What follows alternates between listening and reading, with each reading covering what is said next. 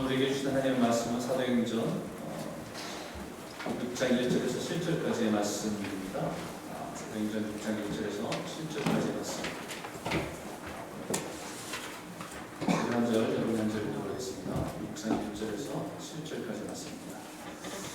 그때의 제자가 더 많아졌는데 헬라파 유대인들이 자기의 바보들이 매일의 구제에 빠짐으로 히브리파 사람을 원망하니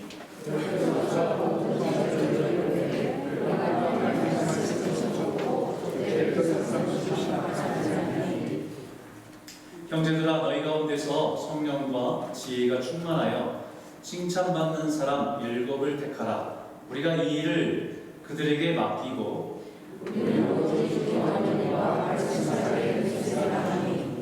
온 무리가 이 말을 기뻐하여 믿음과 성령이 충만한 사람 스데반과 또 빌립과 브로고르와 니가로와 디몬과 바메나와 유대교에 입교했던 안디옥 사람 니골라를 택하여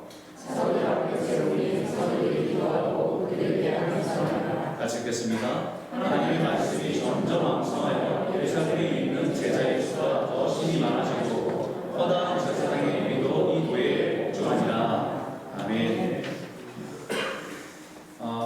여러분들이 다 아이들을 키워보신 분들은 다 공감하실 겁니다. 아이들을 키워보신 분들은 아이들 키우다 보면 깜짝깜짝 놀랄 때가 가끔 있습니다. 건강하던 아이가 갑자기 어느 날 아프다고 소리를 지르고 아픔을 호소할 때가 있죠. 그럼 여러 아이를 둘, 셋을 키워본 부모들은 경험이 있기 때문에 그것을 어떻게 처리해야 되는지 좀 여유가 있는데 첫 애를 키우는 부모들은 처음이기 때문에 굉장히 놀랍니다. 그래서 놀래서 밤에 그 아이를 데리고 병원에 막 달려가는데 보통 처방 없이 별일 없이 돌아와야 되는 경우를 한 부모들이 참 많이 있습니다. 참 애들 키우면서 신기하게도 밤에는 그렇게 아프다고 호소하다가 아침이 되면 또 언제 그랬냐는 듯이 멀쩡한 경우가 종종 있습니다. 이런 경우는 대부분 그 아이들이 어떤 거냐면 성장통일 때가 있죠. 성장통이란 아이들이 자라면서 3세에서 한 12세 정도 그 사이에 주로 많이 발생할 수 있는 그런 일들입니다. 활동량이 많은 아이들에게 더 많이 나타난다고 하고요. 그 성장통의 원인은 대체적으로 뼈가 자라는 속도와 그 주변에 있는 근육과 힘줄이 자라는 속도가 따라오지 못해서 오는 통증일 때가 많다는 것입니다. 마르고 약한 아이들은 영양분이 부족해서 그럴 수가 있고, 또 다리가 굵고 살이 단단한 아이들은 또 혈액순환이 또 원활하지 못해서 그럴 수 있다고 말합니다. 단순하게 말하면 성장하는 과정에서 일어날 수 있는 고통이 성장통이다 라고 말할 수 있어요. 근데 이 자라가는 아이들에게만 성장통이 있는 것이 아니라 자라가는 교회에도 성장통이 있을 수 있습니다.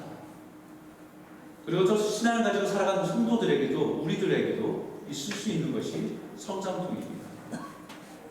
오늘 읽은 본문에서 초대교회가 직면한 문제가 그렇습니다. 우리가 지금까지 초대교회, 이 예루살렘 교회의 모습을 살펴봤는데 여러분 이 모습만 봐도 얼마나 대단한 교회입니까? 성령의 역사가 있고 그 역사가 일어남을 통해서 사람들이 놀라운 변화들, 놀라운 은혜가 있는 교회입니다. 사도들에게 기사와 이적들이 끊임없이 나타나고 사람들이 다른 일을 다 제쳐두고서라도 성전에 모이기를 힘쓰는 교회. 근데 말씀을 듣는 것만 삼아는 것이 아니라 말씀을 듣다가 깨우침이 있으면 자신 삶에 찔림이 있으면 그것을 가지고 자신의 삶으로 옮겨서 행동할 수 있는 성도가 있는 교회. 그것이 물질이라고 하더라도 자신이 가지고 있는 것을 가지고 그것을 팔아서라도 그 필요한 사람이 있다고 한다면 그것을 나누기를 원하고 그 필요를 채워주기를 애쓰는 성도들이 있는 교회.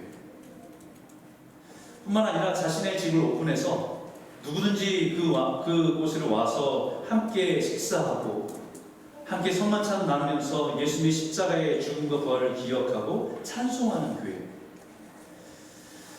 그 교회의 영향력이 교회에 우리끼리만 좋고 즐거운 교회가 아니라 그 교회의 모습을 바라봤던 세상에서 그 교회를 보면서 칭찬해주는 교회. 여러분, 그것이 예루살렘 교회였고 초대교회의 모습이었습니다.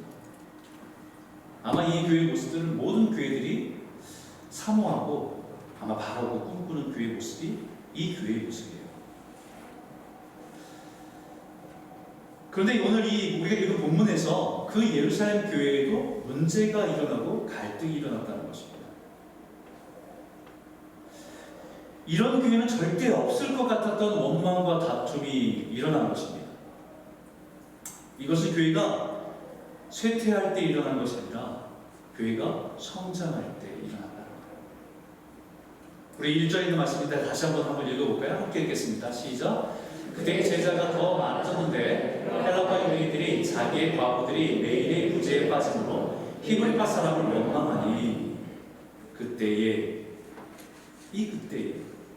이 그때란 말은 언제입니까? 앞에 있는 말씀을 연결하면 제자들이 많아지고 예루살렘 교회가 성장할 그때에 라고 이해하십니다. 바로 그때 교회의 원망과 갈등이 있었다는 것입니다. 이 말은 교회가 영적으로 충만할 때도 시험은 올 수 있다. 그 시험은 누구에게나 오는 것이냐면 바로 사탄에게서부터 오는 것이기 때문이다.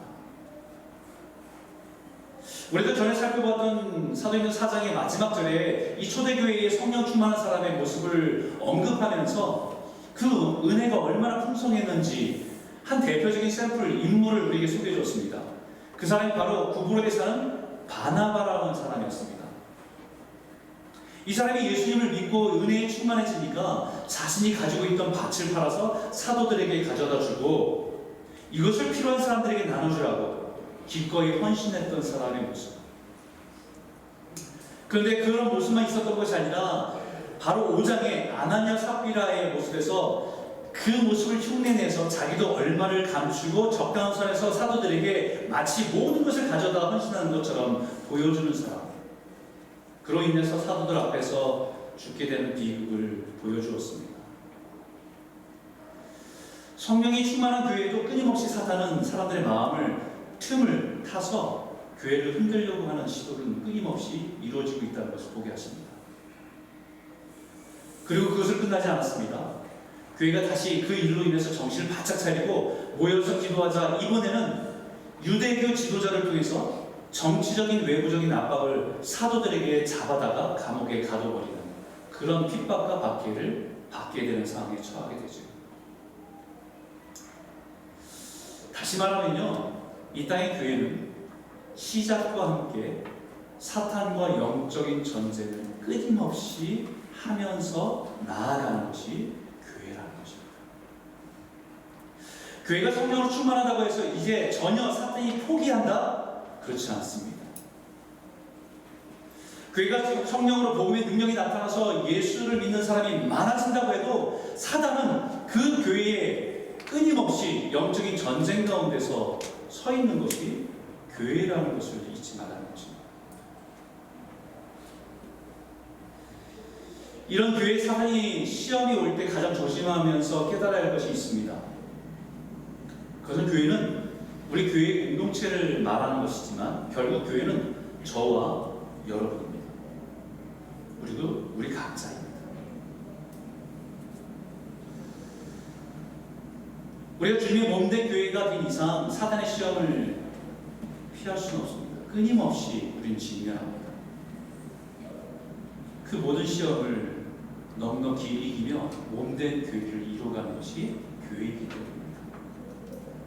오늘 이 말씀 중에서 교회인 우리가 각자의 삶에 또한 우리 교회인 우리 모두에게 주시는 하나님의 말씀을 듣고 믿음으로 다시 강건해져서 날마다 그 싸움 속에서 승리하며 나아가는 그때 성도들이 다 되시길 주의 이름으로 축복합니다.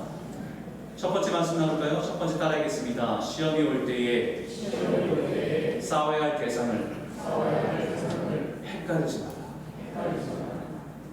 여러분 1절에 그때 제자가 더 많아졌는데 헬라파 유대인들이 자기의 과부들이 매일의 부재에 빠짐으로 히브리파 사람을 원망하니 라고 말합니다. 초대교회의 문제가 갑자기 쑥 튀어나온 것이 아닙니다. 그때의 제자가 더 많아졌는데 이 말이 함축하는 의미는 오순절 이후에 예루살렘 교회는 사실 여러 가지 끊임없는 영적인 도전에 직면했었습니다. 멈춘 적이 없습니다. 수많은 유대인들의 비난과 조롱에 맞서서 예수의 복음이 진리임을 선포하며 싸웠습니다.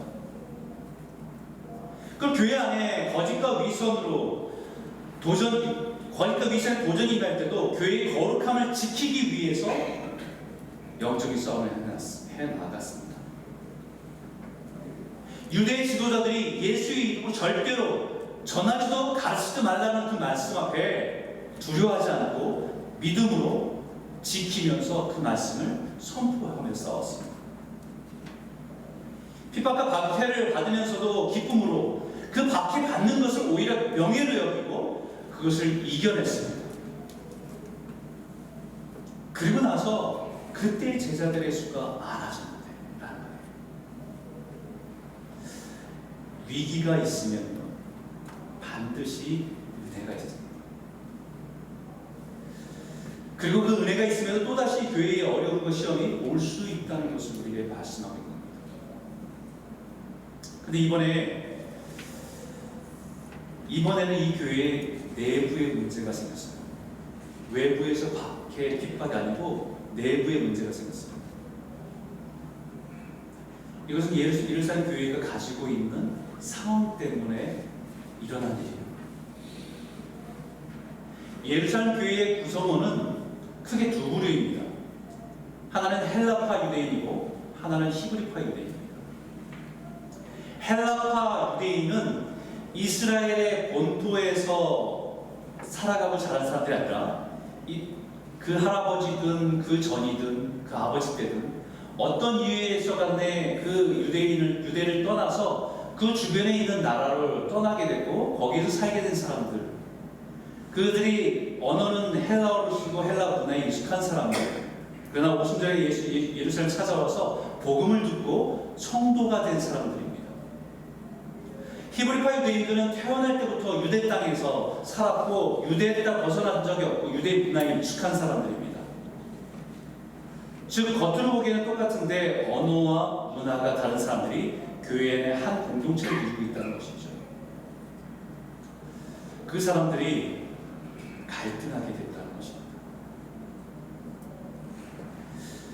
나쁜 일을 하다가 문제가 생기고 갈등과 원망이 일어난 것이 아닙니다. 교회의 사명을 감당하다가 문제가 일어난 거예요. 나그네, 고아, 과부를 돌보는 선한 일을 하다가 생긴 일들입니다. 다른 사람의 필요를 보고 내 것을 나눠주는 섬기는 일을 하다가 일어난 일입니다.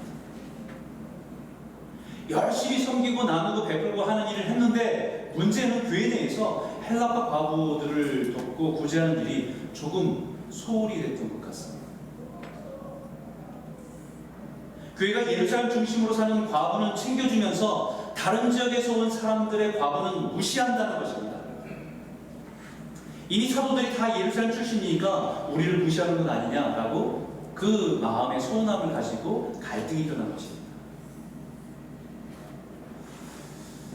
여러분, 우리 이민교회는 이 상황들을 조금 잘 이해할 수 있는 것 같아요. 왜냐하면 우리는 이 캐나다 땅에 살아가고 있는 이 교회 공동체를 이루고 있는 구성원 중에서는 이곳에서 태어나서 자란 우리 2세들이 있잖아요. 또 우리는 한국에서 온 1세 부모들은 우리 이곳에 살지만 또 언어도 영어로도 같이 쓰지만 여전히 우리의 언어는 한국말이 편하고 한국 문화가 편합니다. 근데 우리 자녀들은 이곳에 우리의 모습과 동일하게 함께 예배하지만 그 아이들은, 그 자녀들은 이곳에 있는 문화와 언어, 영어권, 서구권의 문화가 훨씬 더 익숙한 사람들이에요. 그러다 보니까 이것이 때로는 갈등의 요소가 되기도 합니다. 선한 일을 하다가 원망이 생기고 갈등이 생긴 거죠. 열심히 봉사하다가 원망하게 되고 갈등하게 된 것입니다.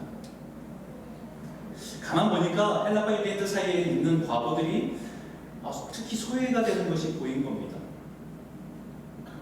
그래서 결국 손은 나누어 굽는다고 자기 사람들은 챙겨주고 헬라파에 속한 과부들은 무시한 것 아니냐라고 하는 곳곳에서의 불평과 원망들이 일어나는 것입니다. 이런 일들은 교회에서 흔히 일어날 수 있는 일들입니다. 열심히 봉사하고 섬기다가 이런 일들이 자주 일어납니다. 누군 열심히 일하는데 손 하나 까딱 하지 않는 사람이 보이면 마음이 불편해져요. 그리고 불만이 쌓이고 더 나아가면 원망으로 터져나오게 됩니다. 근데 그때 가장 조심해야 될 것이 있어요. 그때 가장 조심해야 될 것은 뭐냐면 싸움의 대상을 잘못 결정하는 겁니다. 저 히브리파 사람들의 교회를 좌지우지해. 저 인간들이 뭔데 교회에서 중요한 구제를 자기 마음대로 해. 저 헬라파 사람들은 늘 원망만 해. 아직 이 예루살렘에 대해서 잘 모르면서 동화될 생각을 하지 않고 자신의 기준으로 교회를 판단하고 불평만 해. 교회가 저 사람 때문에 안 돼. 이런 말들을 하게 되는 거죠. 이것은 싸움의 대상을 잘못 선택한 것입니다. 우리가 싸워야 할 대상은 사람이 아니라 사탄과 마귀라는 것을 잊혀서는 안 된다는 겁니다. 우리 연약함을 이용해서 서로를 갈라놓고 갈등하게 하고 시기하고 미워하고 다투는 일을 조장하는 것이 사탄이라는 것을 잊지 말아야 됩니다. 그런 갈등을 하게 된 대상이 저 사람 같지만 사실은 그 사람의 연약함을 사용해서 갈등하게 하고 갈라지게 하는 것은 그 뒤에 있는 배우를 우리는 보아야 된다는 거예요. 그래서 에베소서에 이렇게 말합니다. 우리 말씀 한번 읽어볼까요? 함께 읽겠습니다. 시작. 우리의 시종은 혈과 육에 대한 것이 아니요 정사와 권세와 이 어둠의 세상 주관자들과 하늘에 있는 악의 영들에 대하리라. 베드로도 성도에게 계속 강조하고 있는 것입니다. 우리의 싸움은 긴 집사가 아닙니다. 우리의 싸움은 이장모가 아니라 우리 교회에 없는 성을 찾느라고 애썼습니다. 우리 마음을 갈라놓고 서운하게 하고 원망하게 하는 악한 영임을 잊지 말라는 것입니다. 근데 선한 일을 하다가 봉사하다가 섬기는 일을 하다가 나와 맞지 않는 사람, 내 생각과 다른 사람과 갈등을 만들고 미워하게 되고 편을 가르게 해서 교회를 흔들어 놓을 때가 있기 때문입니다. 그러면요, 우리가 제일 어려운 게 있죠. 이런 갈등이 시작되면 제일 어려운 게 다른 성도가 미워지는 마음이 내 마음에 들기 시작하면 제일 먼저 함께 기도하기 싫어져요. 그리고 함께 예배하는 것이 불편해집니다.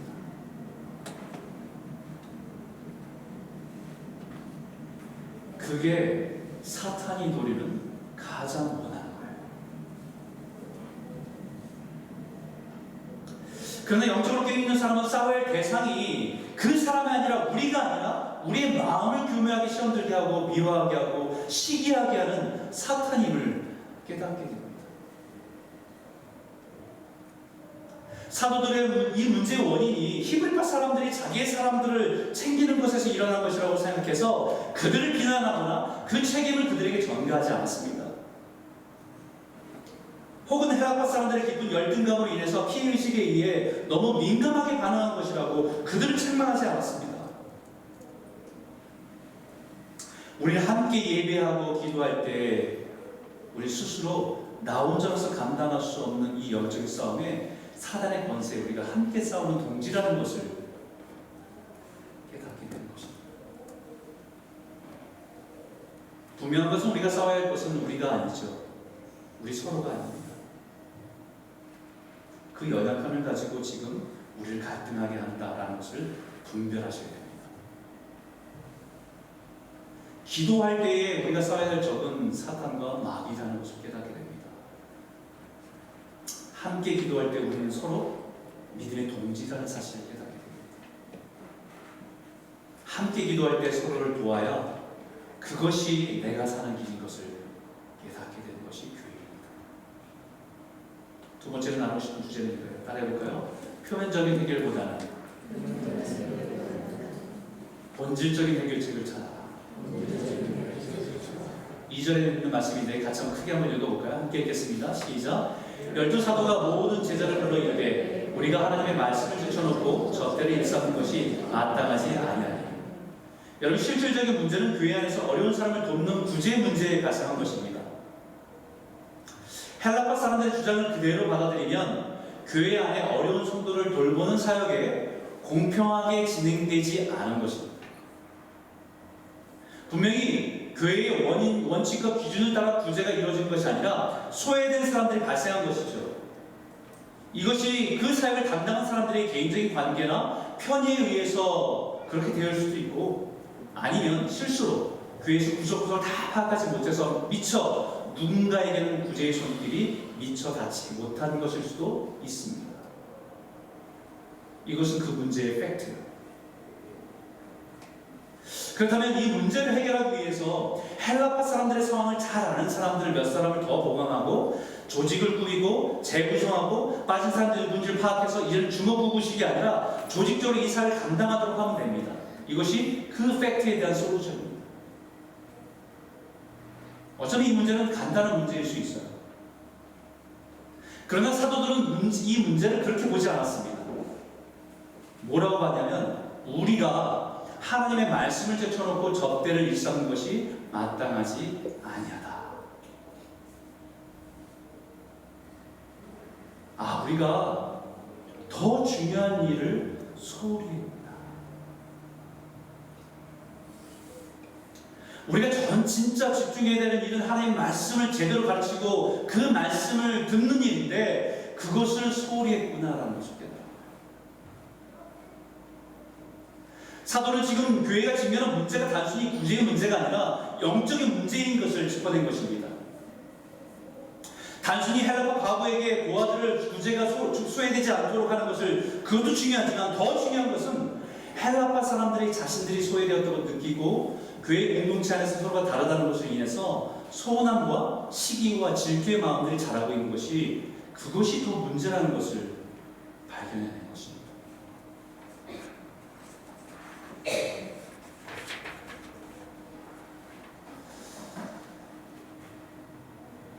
우리가 선하다고 생각하는 것, 그것조차도 그 빈틈을 사용해서 때로는 우리를 넘어지게 할 때가 참 많아요. 옳다고 생각하는 것, 그것을 가지고 우리가 치우치게 해서 넘어지게 하는 일들이 굉장히 많습니다. 지금 사탄이 교묘하게 성도들 사이에서 파고들어 사용하는 것이 뭐냐면 공감이라고 합니다.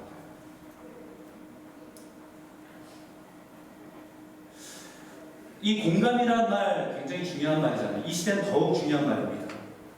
왜냐하면 개인주의에 치우쳐 있고 사람들이 다른 사람의 형편과 상황들을 돌아보지 않고 자기중심적인 세상을 살아가기 때문에 공감한다는 것은 굉장히 어려운 일이고 또 필요한 일입니다.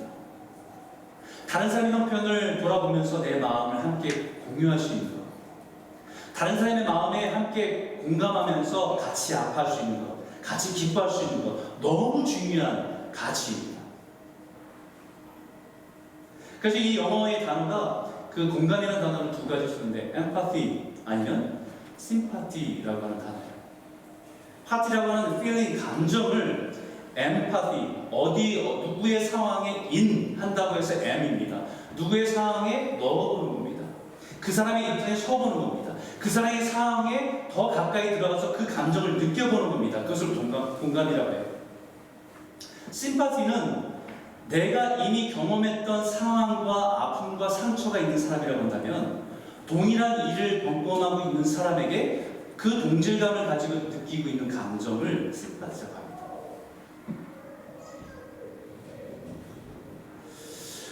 그래서 이 마음은 너무 중요해요. 개인주의를 치우쳐 있는 이 세상에서 다른 사람의 마음과 처지 그리고 상처에 공감할 수 있는 이 능력은 이 시대에 정말 필요한 것입니다. 그런데 이 공감마저도 사단에 의해서 왜곡될 수 있다는 것을 아셔야 된다는 거예요. 제가 지난 한국을 방문하면서 나는 의미 있게 읽었던 책이 있습니다. 그 책의 제목이 공감의 배신이라고 하는 책이었어요. 저는 그 책을 붙들고 오가면서 책을 읽는데 무슨 내용일까 궁금해서 사서 읽는데 거기서 주장하는 말은 뭐냐면요. 이 공감이라고 하는 것이 우리에게는 꼭 필요한 능력이긴 하지만 공감이라고 하는 것이 절대적으로 선하지만은 않다. 왜냐하면 우리가 누군가에게 공감한다고 할 때 우리들의 공감은 나와 처지가 비슷한 사람, 나와 같은 상처가 있는 사람, 조금이라도 나와 가까이 있는 사람에게 우리는 더 쉽게 공감한대요.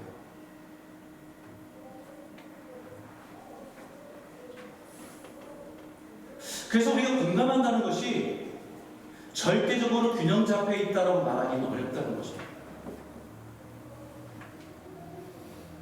그래서 이 규칙에 주장하는 바는 그 공감하는 능력이 오히려 집단주의를 형성하고 때로는 그것이 집단주의가 폭력을 정당하게 되고 파괴적인 일일 때가 많았다는 것을 역사적으로 증명하는 내용이었어요. 그런 의미에서 보면 예루살렘 교회에 나타난 갈등은 서로의 처지와 형편에 있는 사람들이 공감하는 일에서 더욱 커진 것입니다. 헬라파 유대인들이 자신의 처지와 비슷한 사람들의 마음에 공감한 거죠. 헬라파 과부들에게. 나는 단지 누군가의 아픔과 상처에 공감해서 같이 아파하고 그 감정을 가지고 표현한 것인데 사단은 그것을 이용해서 교묘하게 이용해서 교회의 갈등을 만들고 다투게 만들었다는 것입니다. 그런 상황의 사도들이 우리가 하나님의 말씀을 제쳐놓고 접대를 일삼는 것이 마땅하지 아니하니라고 진단한 것은 우리가 사람의 형편과 필요에 공감하는 것도 너무 중요하지만 우리가 더 중요한 것은 우리가 지금까지 놓친 것은 하나님의 마음에 공감하는 일을 놓쳤다라는 거예요.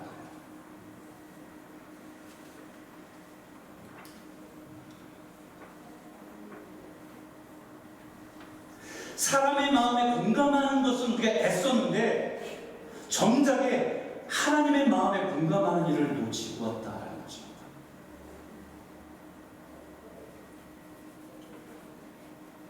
사도들이 성숙한 것은 자신들의 문제와 갈등의 원인을 사람에게 찾지 않았습니다. 그의 본질적인 면에서 고민하기 시작한 것입니다. 우리가 잘못한 것이 무엇인지 히브리파 사람에게 찾는 것이 아니라 바로 우리의 문제임을 인식하고 우리가 하나님의 말씀을 제쳐두고 접대를 일삼는 것이 마땅하지 않다. 우리가 말씀을 듣고 예배하는 일을 제쳐두고 사람을 돕는다고 구제하는 것이 마땅하지 않다. 우리가 기도하는 일을 제쳐두고 다른 사역을 집중하는 것이 마땅하지 않다.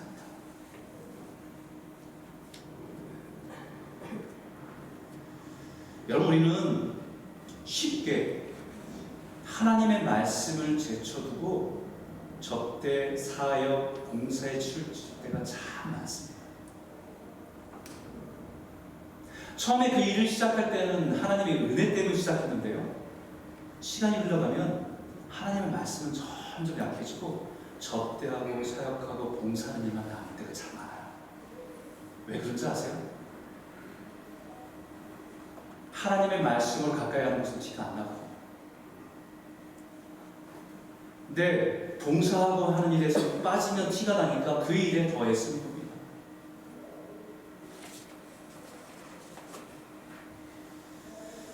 그래서 점점 그렇게 균형이 치우치다 보면 사람이 보이기 시작해요. 나는 일하는데 일하지 않는 사람이.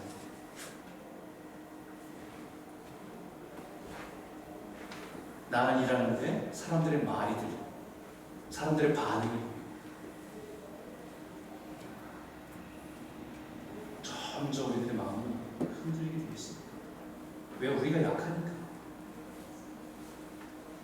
근데 우리만 그런 것 아닙니다, 여러분. 구약의 위대한 선자였던 엘리야 선자도 마찬가지였습니다. 영적인 암흑에서 바알과 아세라 선자 850명과 믿음으로 싸웠던 그 선자조차도 한참을 싸우고 나서 그가 지쳐서 하나님께 원망하면서 이런 얘기를 하잖아요. 하나님, 나만 남았습니다. 나만 홀로 남았습니다. 언제까지 싸워야 됩니까?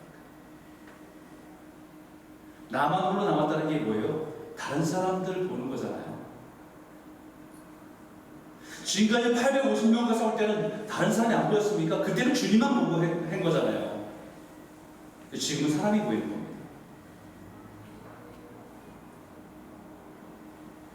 그때 주님께서 하신 일이 로뎀나무에서 지친 그를 먹이시고 회복시켜주세요. 그래서 조금 몸이 회복되니까 그를 끌어다가 하나님의 세미한 음성을 주십니다.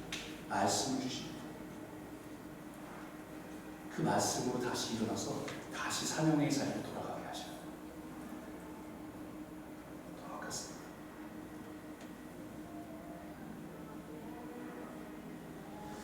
사랑하는 성도 여러분, 말씀이 먼저입니다. 말씀이 먼저예요. 말씀이 먼저고 그리고 사역입니다. 하나님의 말씀이 채워져야 하나님과 공감합니다. 하나님이 소중히 여기는 것을 소중히 여기게 되고 하나님이 기뻐하시는 것을 기뻐하며 그 마음으로 살아가고 그 마음으로 섬기는 것입니다. 사랑하는 성도 여러분, 사람과 공감하는 것도 굉장히 중요하지만 먼저 하나님과 공감하시는 성도 되기를 주의 이름으로 축복합니다. 하나님의 말씀이 우리 심령에 채워져서 그 능력으로 그 모든 시험을 이기고 주어진 사명을 잘 감당하는 저와 여러분, 우리 교회가 되기를 주의 이름으로 축복합니다. 세 번째 말씀입니다. 따라해볼까요? 은혜가 회복되면 주님은 위기를 기회로 바꾸십니다. 여러분, 처음에 교회의 위기가 무엇이었습니까? 처음 성도들의 위기가 무엇이었습니까? 1절에 보면 그때의 제자가 더 많아졌는데 헬라파 유대인들이 자기의 과부들이 매일의 구제에 빠짐으로 히브리파 사람을 원망하니 라고 말합니다. 제자가 더 많아졌는데 교회에 원망과 갈등이 일어난 것이죠. 그런데 다시 교회가 말씀과 기도하는 일에 집중하고 영적인 우선순위를 다시 바로 잡고 회복될 때에 어떤 일이 일어납니까? 7절입니다. 같이 한번 읽어볼까요? 함께 읽겠습니다. 하나님의 말씀이 점점 왕성하여 예루살렘에 있는 제자의 수가 더 심히 많아지고 허다한 제사장의 무리도 이 도에 복종합니다. 허다한 제사장의 무리가 예수의 도에 복종했다라고 말합니다. 그 전에도 제자들은 많아졌습니다. 가난한 사람들이 찾아왔고 곤고한 사람들 도와줬고 연약한 사람들 도우면서 예수 믿는 일들이 계속해서 일어났습니다. 그들의 필요를 채워주고 도움을 주면서 그 주님께 나오는 역사들이 일어났습니다. 근데 교회가 원망과 갈등의 위기를 넘어서 말씀으로 회복되고 은혜가 회복되니까 어떤 일이 일어나냐면 제사장의 무리가 예수의 십자가의 도를 믿었다는 것입니다. 이건 놀라운 변화입니다. 자신의 필요를 때문에 찾아와 도움을 받고 그 사람 때문에 반응해서 예수님을 믿는 사람들이 많아진 것이 아니라 제사장은 예수를 믿는 사람을 가둬다가 핍박하고 박해했던 사람들이 변하는 겁니다.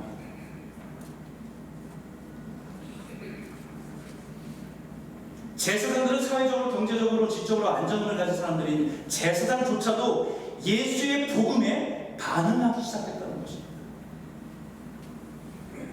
그 이유는 초대교회의 모습을 보면서 그들의 메시지에 귀를 기울이기 시작했다는 것입니다. 이걸 예루살렘 교회가 외적인 성장만 있는 것이 아니라 내적으로 성숙도 이루어진 진정한 부흥인 것을 우리에게 보여줍니다. 몸만 커진 사춘기 아이가 아니라 몸과 마음도 깊어지고 성숙해지는 성장이라는 것.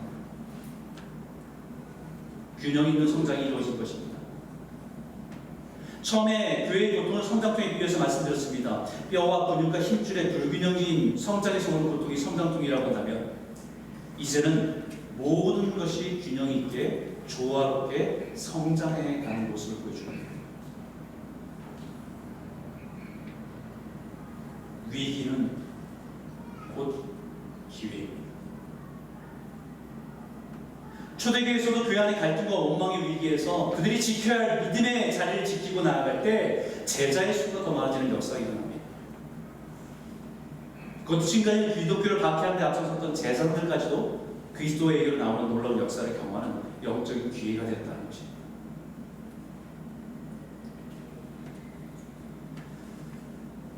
기도할 때 영적인 기회는 찾아옵니다. 다른 것을 원망하기보다는 믿음의 자리를 지킬 때에 지금까지 상상하지 못한 놀라운 일들을 경험하게 되는 기회가 되게 하시는 것입니다. 사랑하는 성도 여러분, 여러분의 신앙의 위기가 찾아왔습니다. 하나님의 역사와 능력을 경험할 수 있는 기회인 것입니다. 영적인 원리는 동일합니다. 여러분의 삶의 위기라고 느끼는 어려움을 지금 지나가고 있습니다. 하나님께서 그 위기를 통해서 여러분의 가정을 더욱 온전하게 세우는 기회가 되기를 주님의 이름으로 축복합니다.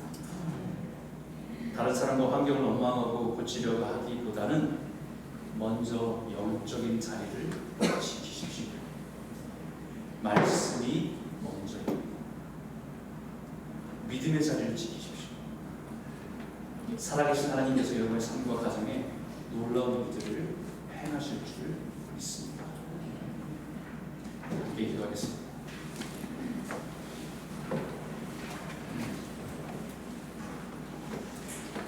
이제 우리 이 말씀을 가지고 한번 기도했으면 좋겠습니다. 하나님,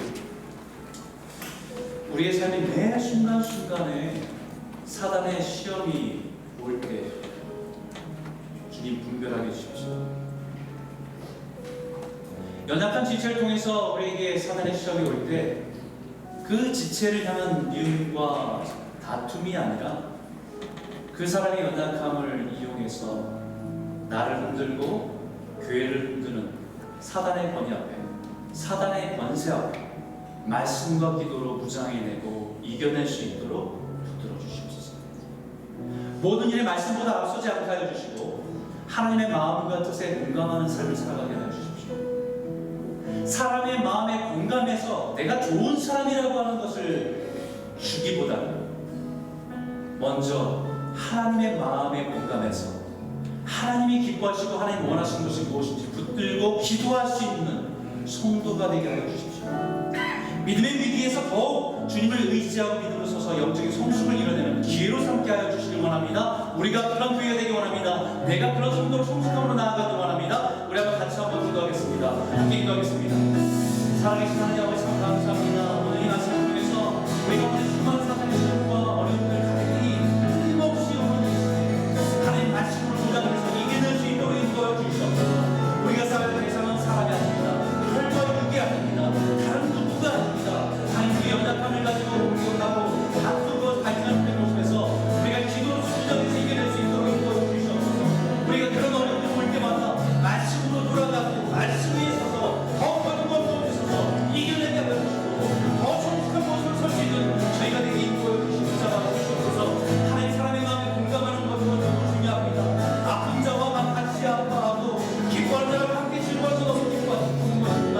하나님 이것이 우리의 삶에서 치우침이 되지 않게 하여 주시고 주님의 마음을 잃어버린 채 우리 사람에게 마음에 드는 사람이 아니라 그 마음을 공감하며 그 마음에 하나님 말씀을 나아가도록 인도하여 주시고 잡아 주시옵소서. 주님께서 기뻐하시고 원하시는 것이 무엇인지를 붙들게 하여 주시고 그 은혜가 없는 것을 저희가 되게 하셔서 이 인생의 고개 우리 가운데 인생의 위기 가운데 하나님의 말씀을 붙들고 더욱 이겨내며 시험을 분별할 수 있는 우리가 있도록 인도하여 주시고 잡아 주시옵소서. 이름으로 더 영주가 성숙을 이뤄내는 성장하고 성숙을 이뤄내는 성도로 교회를 설 수 있도록 저희를 붙잡아 주시고 인도하여 주시옵소서. 수많은 시험을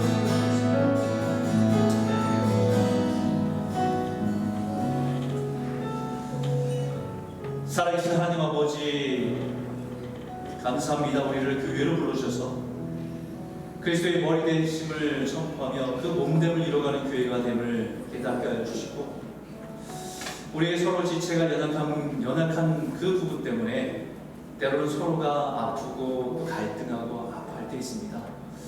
하지만 우리가 분명하게 깨달을 것은 우리가 싸울 대상은 혈과 육이 아니요 사단의 권세라는 것을 잊지 않고 우리가 주님 앞에 엎드린 자리에 말씀 앞에 나아가는 것을 잊지 않으며 분별하며 살아갈 수 있도록 인도하여 주시옵소서. 하나님, 우리가 공감하는 것조차도 하나님, 우리가 하나님의 마음을 잃어버린 채 사람의 마음에 공감하는 실수를 범할 수 있음을 깨닫게 하여 주시고, 먼저 우리가 말씀 앞에서 하나님의 마음에 합한 자로 그 마음에 하나가 되어서 주님이 기뻐하시는 것에 우리가 순종하고 주님이 원하시는 것에 순종할 수 있는 성도와 교회가 될 수 있도록 인도하여 주시옵소서.